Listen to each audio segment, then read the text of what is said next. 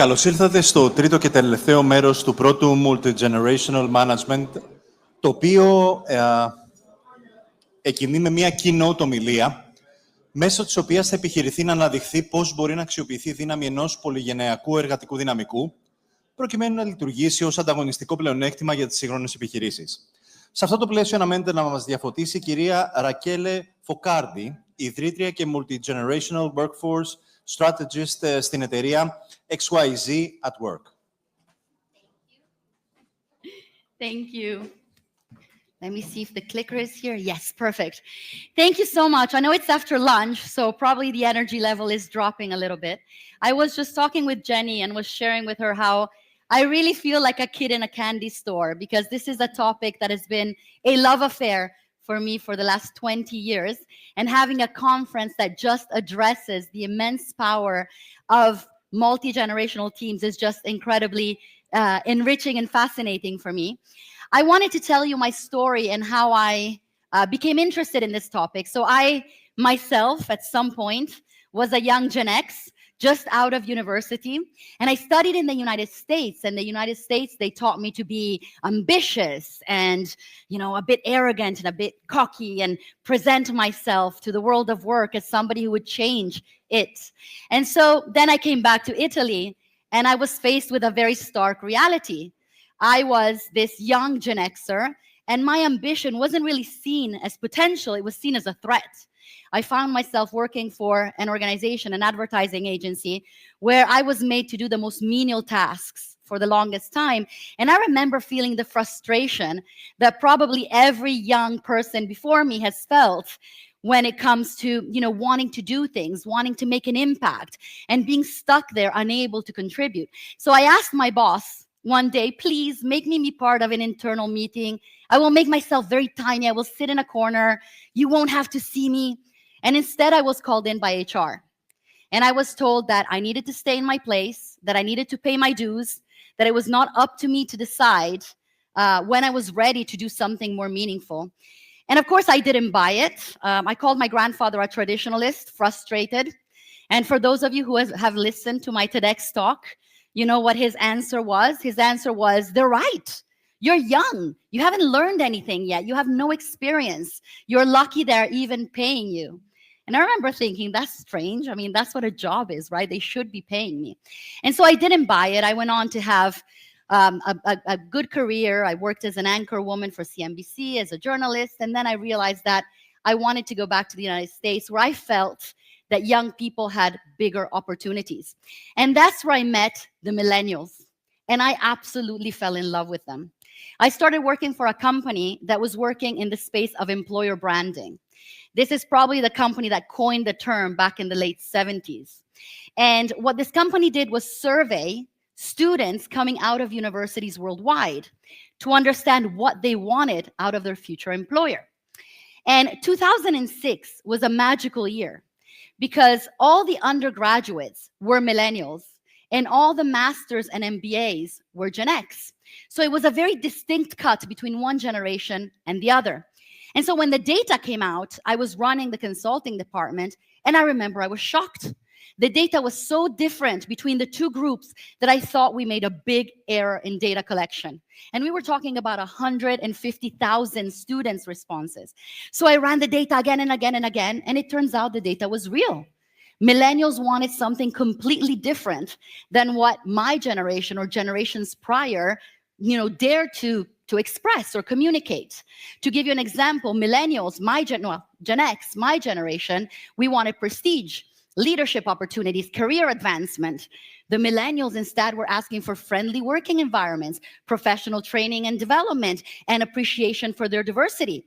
My generation, Gen X, we weren't even writing down what our diversity was. We would say, I don't want to say. And millennials were writing down everything. I remember somebody wrote that they were an African-American Pan-Australian Jew. And I remember thinking, wow, that's a lot of diversity right there. We wanted to work for, you know, McKinsey's and Goldman Sachs. And these kids, they wanted to work for Google and Teach for America and the Peace Corps. And I fell in love with them. I thought of myself back then and I said, wow, this is an entire generation that's rising up, wanting to change the world of work. And McKinsey's talking about talent as a strategic advantage. So companies want to win this war for talent. They can't win this war for talent if they don't transform their environments to be millennial friendly. So as a former PR executive, CNBC journalist, I took it upon myself to become a mouthpiece for this new generation. I started working with governments. I started working with CEOs of big corporations. And over the following 15 years, I worked with close to 1,000 companies, most of the Fortune 500s, helping them transform their workplace. EB, EVP, the very first employer branding kind of an EVP projects. And one thing that I discovered while I was doing this is that it was great. Companies were responding. They were changing their environments. Millennials who came into these companies had more power. They could, speak up their voice. They were heard. But what companies failed to do is they forgot to do one thing. They failed to explain to millennials that, yes, we're listening to you now, and we're changing our environment for you, but there's 4 other generations in the workplace that have very different upbringing. And this is what that upbringing is. And they forgot to explain to the older generation that were in the workplace why everybody was adjusting themselves. And so I started hearing people say, we're millennialed to death. Enough with these millennials, how to recruit them, how to retain them, how to hire them, how to coach them. Why do I have to change my leadership style to make them happy? It's not fair. And one thing that I encountered doing internal surveys were intergenerational conflicts. They were everywhere. What's up with these millennials? They're entitled, they're arrogant, they're disrespectful. Oh, these old titans, they want to hold us back, they're resistant to change. And I realized how sad it was that companies couldn't innovate and couldn't leverage this diverse mindset. Yes, they were accepting young voices. That's what I would have wanted when I was young, but they weren't really leveraging them. They weren't really helping to create a cohesive environment. And so this is when I made it my life mission to help bridge that divide. And I've been doing that ever since. And I feel like a couples therapist, sitting down and helping generations understand each other. Now, the whole generational conflict is not new. George Orwell said in the 1900s, every generation imagines itself more intelligent than the one that went before it and wiser than the one that comes after it. So this has always been a case, and it's a good thing because generational, I wouldn't say conflicts, but this kind of push and pull led progress, right? It's usually the younger generations that are revolutionaries. Our baby boomers are the ultimate revolutionaries. Most of what we can enjoy today in terms of social advancements, we owe it to them, right? But this was never much of a problem in the workplace. Why was that? Well, and actually, going back to here, even in the 4th century, Aristotle said, young people are high-minded because they have not yet been humbled by life. They think they know everything and are quite sure about it. So again, this is really a story as old as time, but it was never a problem inside organizations. Any idea why? Well, because for centuries, hierarchy kept generational conflicts hidden. I mean, it's very easy. There were young people in the workplace like me who had many ideas, many things I wanted to be able to do and say, but I just could not do it because I had to follow the chain of command. But millennials, they force the world to recognize one thing. Young people matter. They can do great things. They have great ideas. They can start great companies. And by doing that, improving that, they flattened hierarchy. They challenged the pay your dues culture, and they prioritized voice, flexibility, and meaning. And so all of a sudden, what happened is we have all these generations that are enabled, right, and empowered and want to speak up. And of course, this can become a problem, especially in companies where you usually had to gain your seat at the table, work hard for the opportunity to speak up. So obviously, I'm not going to focus on why this is important. I mean, we would not be here. You would not be here if you didn't already know it. Before we talked about 4 generations, somebody said 5 generations. I was recently invited for a keynote in the Barbados with all of the accounting industry. And they were saying we have 6 generations, actually, because we still have traditionalists on our boards. We have boomers, Gen X, millennials, and Gen Z, and we know that the accounting firms usually hire apprentices. So some of them already had apprentices that are Gen Alpha. So talk about something that is completely unprecedented. But this is creating what I call the XYZ divide syndrome, where generational diversity is not necessarily seen as something that makes the workplace more productive. And obviously, that is a real shame. Now, we also know there's been a big values realignment. I don't speak Greek and I didn't understand everything that was said before, but I did hear talk of the pandemic. And while the pandemic did bridge generational gaps, the pandemic also forced a values realignment, not only for the young generations, for everybody. I conducted this research study, the post-pandemic workplace study, and every generation equally now wants to align their career to a greater sense of purpose. And purpose becomes important.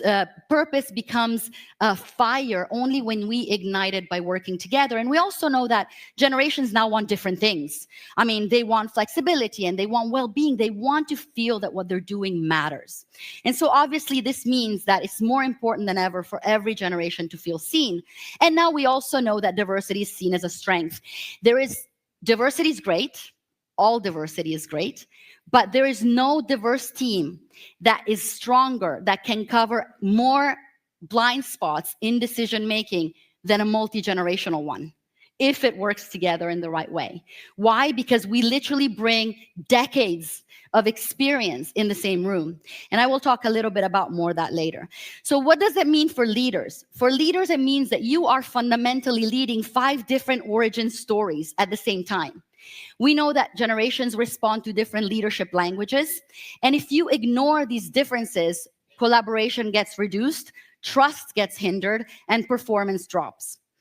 Understanding instead gives leader the opportunity to align across ages as opposed to have this one size fit all. And it's quite interesting because I was seeing on LinkedIn some posts of people, of companies that are literally posting in their job the ability to manage a multi-generational team as one of the skills that they're looking for. So as I mentioned in my book as well, Reframing Generational Stereotypes, breaking down generational barriers will become one of the most critical skills for leaders today.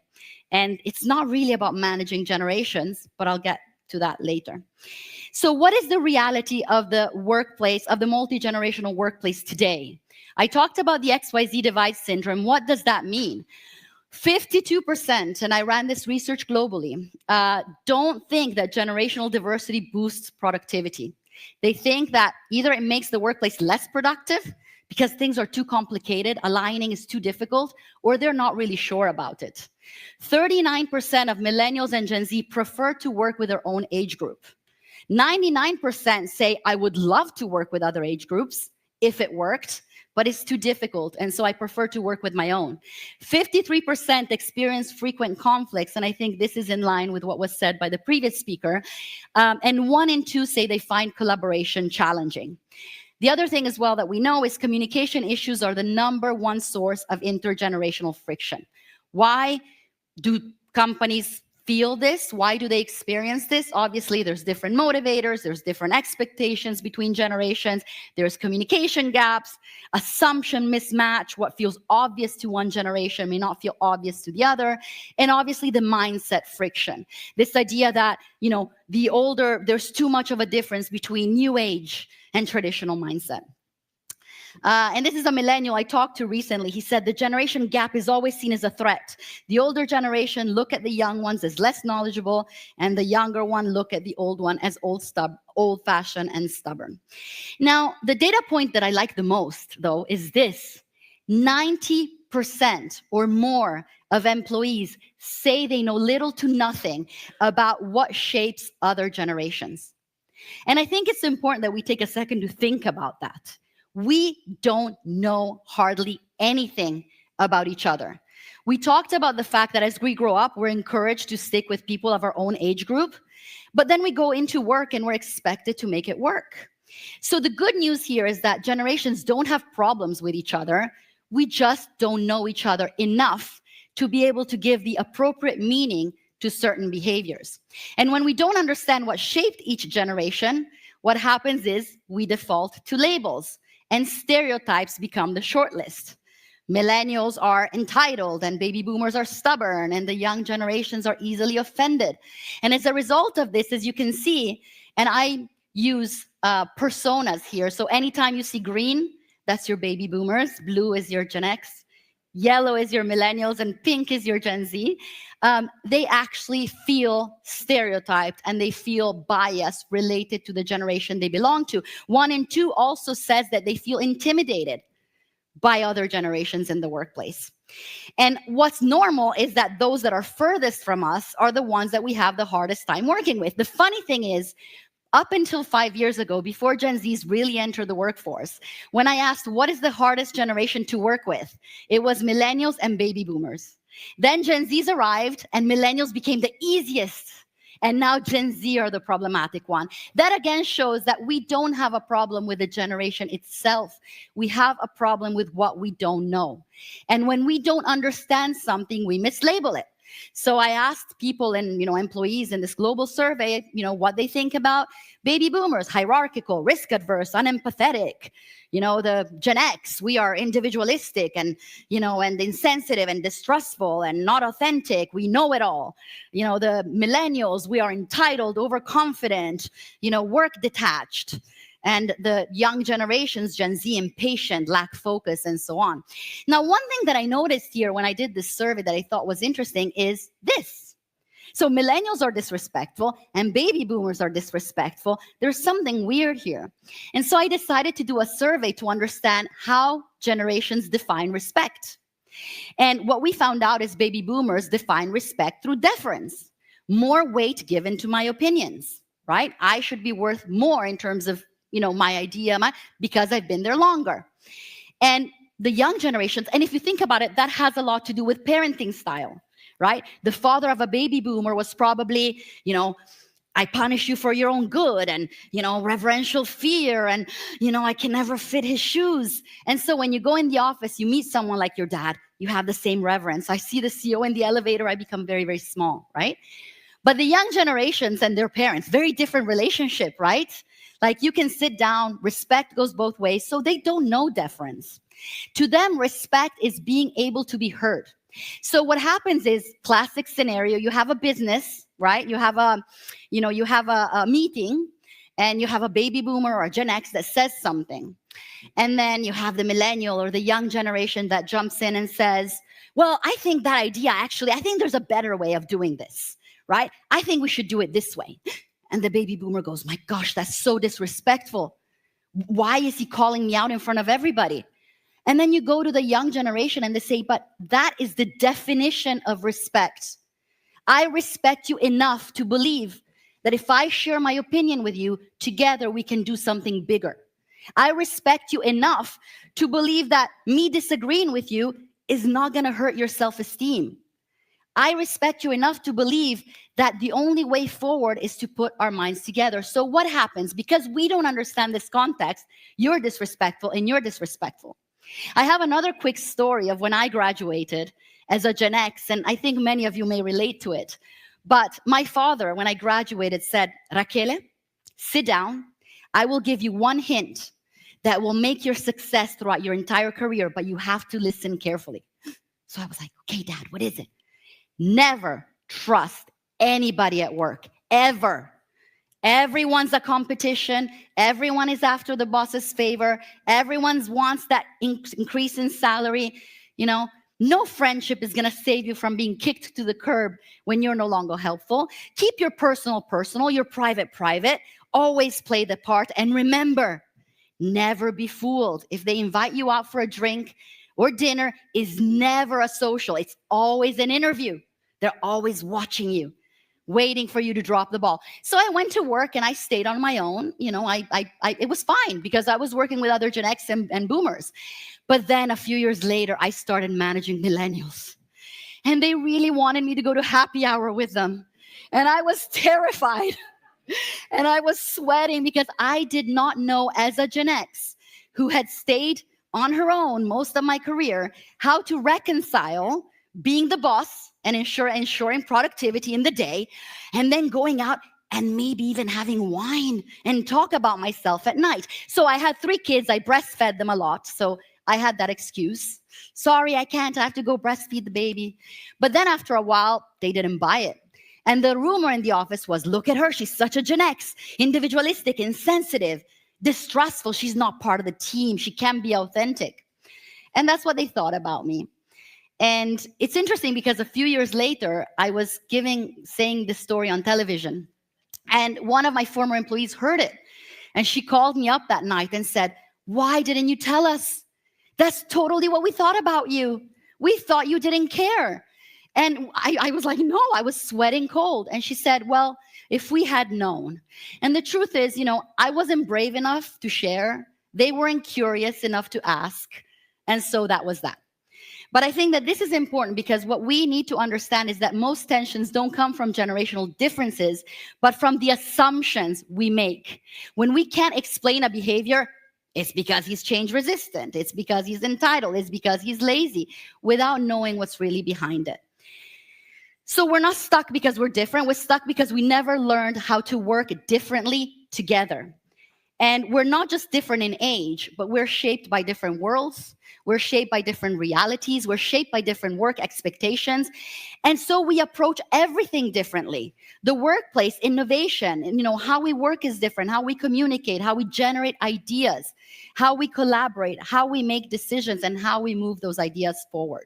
People usually say, age is just a number. I hear that a lot, and I hate it. Because honestly, it's not true. Age is not just a number. Age is so much more. Age is your lived experience. It's everything you've been through, everything you have seen, everything you have experienced. It's the technology of your time, the music you listen to on the radio. It's the parenting styles, the behavioral norms, the cartoons on television. We are more than just a number. And each generation is like a time capsule. I love to think of generations as time capsules. You have this time capsule, and inside of it is all this incredible stuff that shaped who generations are, right? And if you can just only imagine for a second having a problem and being able to bring these time capsules that literally cover almost a century of problem-solving ways of, all sorts of stuff. And then you can open that time capsule and let all that knowledge come out. And then sit down openly, calmly, equally, and say, which piece of which time capsule do we need to use right now to solve this problem? And pick and choose together. We would be able to solve any problem. So if we want real collaboration, we need to start by knowing what shapes the generations around us. Very often people come to me and they say, what is the one way to make sure generations work? And there's a lot of great things you can do. There's amazing initiatives. I pioneered this duo program, which is well beyond mentoring, that I'm going to be piloting at the St. Gallen Symposium this year. And I wrote about on Forbes. There's a lot of ways. The multi-generational teams, ERGs are amazing. I set many up, the last one for HSBC. And all these things are fantastic. But if you don't help generations understand each other first, it's like trying to save a marriage that is failing by telling the couple to go on a date, right? Maybe spices things up for a little bit. But if you don't make sure that they understand each other really, eventually things will fall back the way they were. And then you're actually going back, because then you can say, well, I tried it, but it didn't work. So I think it's really important to understand the context of different generations. And I could talk about it for days, but I want to focus on the workplace. How many here have seen that 70s show? Okay, so that 70s show is a sitcom about 4 teenagers in the Midwest, and Eric in the 70s, and he gets a job and is treated really, really badly, like me. He's harassed, he's insulted, he's made to do the worst tasks.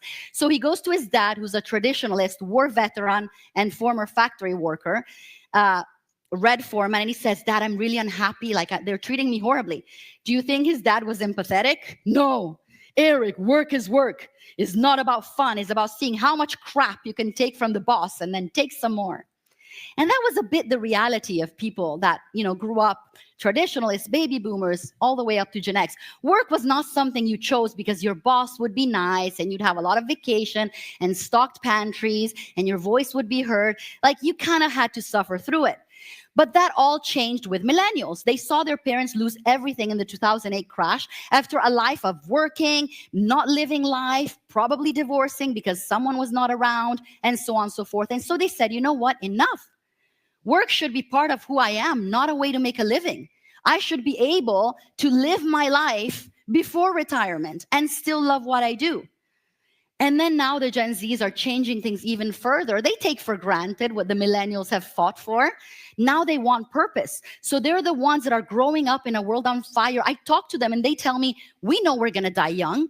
Our blood is full of microplastics. We're probably infertile because sperm count is dropping nowadays.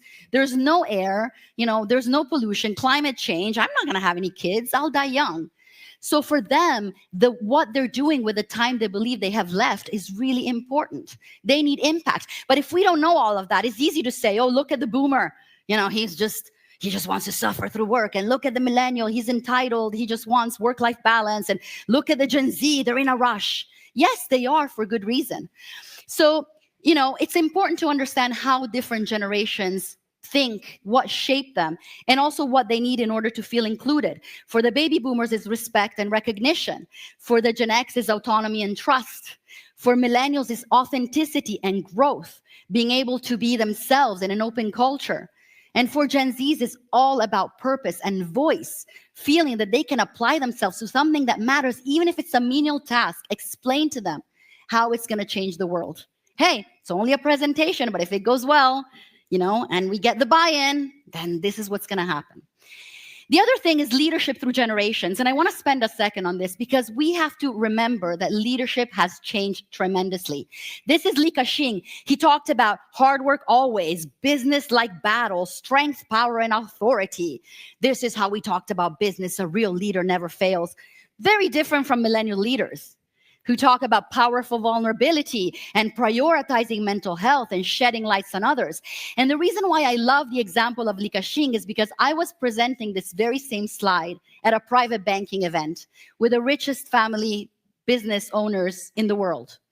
And after the dinner, because they have problems with, the family business going to the next generation. And some 70-year-old guy, this was 15 years ago, said, I love what you said about Li Ka-shing, but here's one thing you don't know. He had the biggest heart of any leader I've ever met. He's my best friend since we were 4. So this gentleman was Li Ka-shing's biggest friend. And this made me reflect that just because we are like this, it doesn't mean we like it, doesn't mean we don't care, but that was what leadership was supposed to be back then. That is how we define leadership. And so it's important to understand how leadership has evolved throughout the years.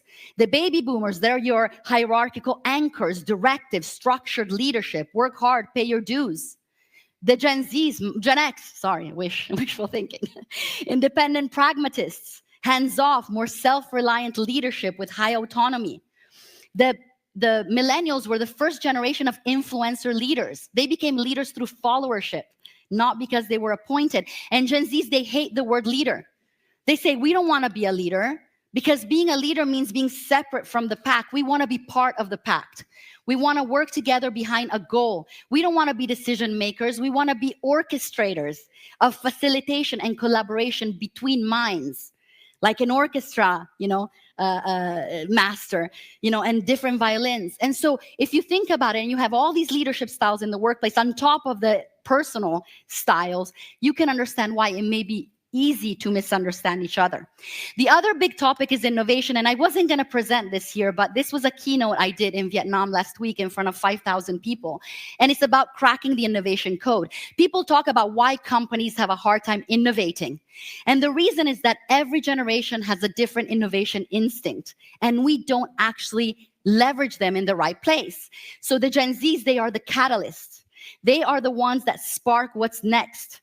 Their innovation instinct is to break, it's to experiment and to rebuild. They're the ones that spot emerging trends early, that test rapidly to learn what works, that mobilize others and challenge assumptions. And they accelerate new possibilities. Then you have your connectors, the millennials. They are the ones that make innovation move. They align, they redesign, they improve. They connect people, ideas, and purpose. They keep teams moving across silos. And they build momentum and keep teams moving together. Then you have your navigators. You're Gen X. We make innovation real. We are the architects of the digital era. We understand, we structure, we sustain. We are the ones that turn complexity into workable solutions, that ensures that innovation can scale. We create the structure and clarity that innovation needs to succeed consistently. And then you have your guardians, your boomers, the ones that make innovation last. They reflect, they refine, they guide. They are the ones that give innovation longevity, discipline, and trust. And it's easy to understand how if you bring the wrong generation in the wrong process, right, things don't move. I had somebody recently telling me that, all these Gen Zs, they come with a great new idea, but it's only 50% there. I need it to be like 80% there. And I said, that's not their job. Their job is to, spark. Their job is to come up with the idea. Then you pass it to the millennials. Then it's the Gen X that come and make it scalable. So it's important to understand that every generation has a superpower and a role. And if we know where in the cycle, where in the sequence we need to bring them in, then we are pretty much unstoppable. Now, obviously, across time, every generation has expanded what work, leadership, and progress looks like. It's never been a race. And the thing is, we approach it like a race, but it's a relay. I run a little bit, then I pass you the baton. Then you run a little bit, and you pass me the baton. One generation lays the foundation, the next builds upon it, and the next moves it further still. So the baby boomers challenged the systems and led revolutions. They build the foundations that we stand on today. Gen X, they blurred boundaries, they embraced independence and ushered in the digital era, bringing pragmatism and resilience to modern work. The millennials, they pushed for meaning in the workplace, and they changed the workplace for all of us. And Gen Zs are disrupting with truth and demanding better. Accelerating transparency, focusing on accountability and trust. And the Gen Alpha, they will lead with systems thinking, creativity, and AI native intuition. They will redefine even more how we solve problems and build the future. So if we think about the context, and I would love to have hours to tell you the stories of generations. In my book, I take you back in time to understand how every generation was shaped. But we can move then from assumptions, from villains, to superheroes. So your boomers are no longer the okay boomer, myth, that are out of touch and resistant to change, but they become people who value loyalty, discipline, and responsibility, and actually adapt very well when the context is clear and have the superpower of wisdom. Gen X, we're no longer the Karen generation, apathetic, cynical, always complaining. We become independent, resourceful, and solution-oriented employees and colleagues who thrive in autonomy and have the superpower of adaptability. Our millennials change all of a sudden. Instead of snowflakes who are entitled, fragile, and think they're special, we start seeing them as collaborative, feedback-driven, and meaning-seeking, raised to challenge hierarchy and redefine culture with their superpower of authenticity. And the Gen Zs, instead of strawberry generations, fragile and easily bruised, become employees, colleagues who are direct, who value authenticity, and who treat well-being and impact and diversity as a non-negotiable and have the superpower of purpose. And then, of course, Gen Alpha is the next superhero that's going to be joining. So this is why it's so important to look at every generation as a superhero, as a time capsule with its own, strength, with its own battles that they fought, with its own scars. Generations are strong alone, but together they're unstoppable. So how do you foster collaboration across generations? Number one, and this has already been said, you create more cross-generational interactions. You make sure that generations have the opportunity to speak, but not in formal, boring ways where everybody's intimidated. Oh, I'm older and I feel bad asking the young because I don't want to be seen, and I'm young and I feel intimidated. No, real dialogue. Build clearer communication and expectation. Make sure that you set goals and decisions clearly. Adapt your communication styles and seek input proactively from every generation. Sequence your problem. Every generation belongs at a specific point in the sequence. If you bring them in the wrong point, you set them up for failure. There's a great case study in my book about Siemens, and it's similar to what was shared earlier, but he had 1 year to transform the entire talent acquisition function in his company. And he realized that he could only do it with a multi-generational team.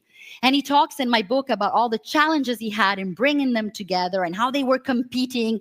But he talks about how when they finally, and what he did is he removed seniority completely.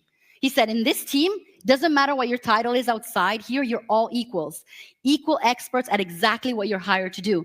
He said the young generations came up with simple solutions, used technology effectively. They did that. The older generations, and he basically sequenced what I mentioned earlier. And he said, and when generations started collaborating based on what they were good at and not based on years of experience, the magic happened. They managed to innovate the organization, transform it completely. And when the groups broke, nobody wanted to go back to the way things were before. So the most important thing, I think, is to, create that awareness and empathy. Try to bring out a Gen Z, right? Or a young person or someone from a different generation. Take them out for coffee and then ask them, I don't know, what's keeping you up at night? What's your generation talking about? What worries you? There's a lot going on in the world. How do you feel about it? Keep it outside of work. Try to understand how they feel. Have them open up. You will be shocked by how much you're going to learn from them. And what I always say is be proud of your generation. I started this movement, Gen Proud, which is not supposed to be Gen exclusive, but it's supposed to be a way for us to feel proud of who we are as a generation and allow others to be proud too. I know time is up, but I want to share one more story quickly. I love to do these multi-generational panels. I have these beautiful shirts. Every generation has their color. And they go up on a stage and we talk, right? And we have conversations. And one day I was sharing something similar to this. And then I had this multi-generational panel, everyone with their t-shirt. And I asked the group to introduce themselves. And the Gen Z, and this was in front of a big, big conference. It was almost 1,000 people. And the Gen Z said, well, Rachele, you don't know, but I was going to create really big problems for you today. And I said, no, why? He's like, you see this t-shirt that says Proud Gen Z? I was going to take it off and I was going to throw it on the floor and I was going to step on it and I was going to say, I'm not a Gen Z. Stop labeling me a Gen Z.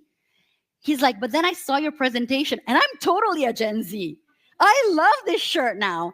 And the fact is, nobody wants to be labeled a specific generation if being that generation means all the labels and stereotypes that come with it. You know that you're doing a good job in your company if people are happy and proud to say, yes, of course I'm a baby boomer. I love it. Yes, I'm a Gen X. I love it. As long as you have people that say, I don't want to be labeled, I don't want to be put in a box, it means that the narrative is wrong. Right? So, help yourself, be Gen Proud, own your generational power, but also make sure that others can own it too. Mother Teresa said, I can do things you cannot do, you can do things I cannot do, and together we can do great things. I'm not going to sit here and give you the stats. You have seen them already, so I'm not going to focus on it, but managing generations, or actually, making sure that you can get the best out of every generation and sequence their strength is not only obviously a human imperative, but also a very big strategic advantage. So what are some things that you can do tomorrow? Avoid labels. This generation is, and all these things, replace them with curiosity about individuals. My mother recently posted something on Facebook that had a picture in black and white of a guy. And then it said, this was the generation that knew how to appreciate life, knew how to communicate, knew the value of hardship. And then it went on and on and on. And at the end it said, too bad that young generations nowadays. And then I went on and I read all the comments afterwards and it was horrible. So I called my mother and I said, take that stuff off Facebook or I will unfriend you. And so she removed it. And that is exactly the type of narrative that keeps generations separate. Be the change. Be the one that chimes in on Facebook and says, you know what? We can't really talk about them. We're not them. We're boomers. We were also labeled narcissists. We were also labeled, me generation, who only cared about ourselves. Like, we cannot judge other generations from our own vantage point. So be the person that makes the point today to change that. And every time you hear a negative comment about a generation, say, why don't we try to understand instead? The second thing, like I said, is invite across generations. Reach out for that informal coffee. Just try that. Trust me, just go take them out and say, What's on your mind? What's your generation talking about? And it will open up incredible conversations. Also, listen first. Be open to hearing what shaped their perspective. But another thing that us older leaders need to learn is how to be comfortable sharing our story as well. Because we were told we had to be perfect. Now is no longer that. People don't want perfection. They want people they can relate to. And then always celebrate the small wins. Whenever there's generations, people of different age groups that do great things together, make sure that you can highlight that. So Lao Tzu said, a journey of 1,000 miles begins with a single step. And what I would like you to do before you leave today is maybe just think about one thing that you can take starting tomorrow, even a small thing that can actually strengthen collaboration across generations. You will be shocked by the halo effect. One little thing will change the mindset in that person, and it will change the mindset, and it will change the mindset, and then it will be, it will make big changes. I'm not going to talk too much about this. This is my last slide. But obviously, we need humility. We need the ability to depersonalize, not take everything so seriously. Very often, it's not about us. The boss raises his eyebrow because you want a promotion 3 days after your last promotion. It's not about you. He had a very different reality. He maybe doesn't understand it. Maybe he's just having a bad day. Curiosity, I think that's the most important one. Gumption, I think we have the opportunity for the first time in history to create a world that works for everybody. And we can do that together. So I think having fun with it is so important. Listen, take into account different points of view. Even if you already know that you don't agree with them, they will still change your thinking. Empathy, sensibility, of course, for the younger generations. Be aware of how you come across. It's okay to speak up, but know that maybe the person you're speaking up to had to wait 20 years to have his turn. And then powerful vulnerability. I think this is very hard for us more senior leaders because we were always told to be stoic and perfect. And of course, all of that has to be wrapped around psychological safety, which we talked about today, and obviously energy management, because if we don't recognize energy management important for us, we cannot appreciate it in others. So that's it. And what I want to finish is one quote. I heard a lot of talk today about managing generations, and I would like you to actually rethink that. Great leaders don't manage generations, they unite them. And that is how you need to think about it. Generations are not a problem to solve. They are a superpower to unlock. And as a leader, the best thing you can do is step away from the idea that you need to manage them and find a way to bring them together. Thank you.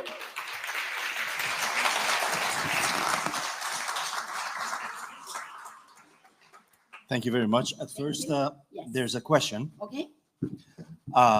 Where to start from to help our companies acquire the mindset of every generation has a superpower. Yeah. And each generation defines respect differently with some actionable steps. Yeah, I think that's a great question. And like I said earlier, I don't think there's a magic key. I think the first step is you need to set the narrative. You need to decide within your organization what the story is going to be. And it needs to be a story where there's no wrong side of the conversation, right? Everybody comes in a hero, everybody comes in a winner. Then you need to bring your organization together and you need to share that vision. One of the first things that I recommend and I do with companies is usually cross-generational awareness sessions. Sessions similar to this one, a bit longer with more context about generations, where you literally go to your entire workforce and you say, you know what? We value you, we see you. We know that every one of you is important and we need you guys to understand this. And then you give them that context. I recently did this for Amazon right after Bezos's keynote to the company. He brought everybody in the company together and we addressed this. And so everybody has the same story. Everybody hears the same strength. And then on the basis of that, you can do leadership transformation. You can bring leaders together and help them understand how to unite generations. You can do ERGs. HSBC is an example of a company I started with a cross-generational session, and people were so thrilled and they loved it so much because they finally saw themselves that many actually volunteered to start chapters across the world where they would represent generations. And now Generations Network is one of the biggest generations ERGs of any company out there. And it started like that. So I think the key as a company is you need to decide that this is something you want to talk about. You have to decide how you want to talk about it and pick very carefully how you say it or who you partner with to say it, because the message needs to be very clear. And then make sure that people have that message. And then from there on, then you can plan opportunities for people to engage, multi-generational panels, leadership transformation, dual exchange programs, and all sorts of formal and informal things. But the first step should always be to align the organization around the same message. Thank you very much, Ms. Focardi. Thank you.